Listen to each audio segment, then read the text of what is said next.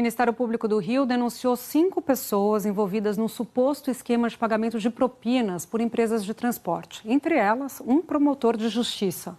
Quem tem as informações para a gente é a Mariana Queiroz, lá do Rio. Mariana, muito bom dia para você.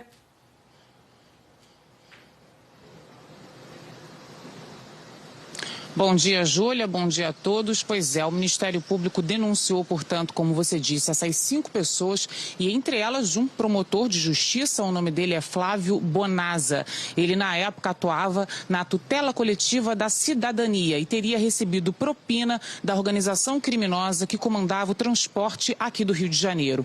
Cabe lembrar, Júlia, que o Ministério Público Federal já denunciou, inclusive, essa organização criminosa que participava, portanto, vários empresários de ônibus, mas que seria comandada pelo ex-governador do Rio, Sérgio Cabral. Essa investigação, portanto, agora do Ministério Público Estadual mostra que esses empresários, eles pagavam propina, inclusive, para esse promotor, para que ele atuasse dentro do próprio Ministério Público, favorecendo esses empresários. Portanto, ele teria recebido cerca de R$60 mil por mês para atuar em favor desses empresários de ônibus. Então, a gente teve acesso com exclusividade a essa denúncia, Júlia, que mostra, portanto, essa investigação. Então, eu vou ler um trechinho dessa denúncia que a gente teve acesso, que diz o seguinte: na condição de titular da 3ª Promotoria de Justiça de Tutela Coletiva da Defesa da Cidadania da Capital, cuja a atribuição era justamente defender o patrimônio público e na repressão aos atos de improbidade administrativa, o denunciado Flávio Bonazza tinha amplo acesso aos procedimentos investigatórios capazes de afetar os interesses da FETranspor e de seus associados. Nesse contexto, com a finalidade de proteger os interesses das empresas do setor de transporte de passageiros, o denunciado Flávio Bonazza comprometeu-se nos procedimentos investigatórios que estivessem sob a sua responsabilidade, vazando informações sigilosas que tivesse conhecimento acerca de investigações sob a responsabilidade de outros colegas. Ainda segue, portanto, na denúncia.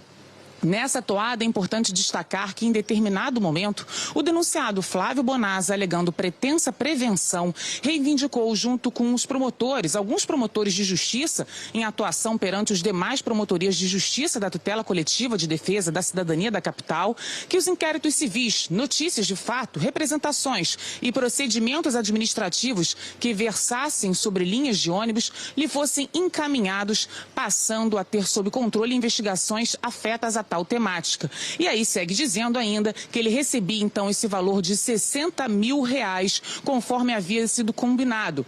Outros denunciados também nesse mesmo esquema são José Carlos Lavouras, Álvaro Novis e também Maria Helena Maia, que era uma funcionária de uma empresa de ônibus que também fazia parte dessa organização criminosa. A investigação ela partiu através de um acordo de delação que foi fechado pelo empresário Leslie Teixeira.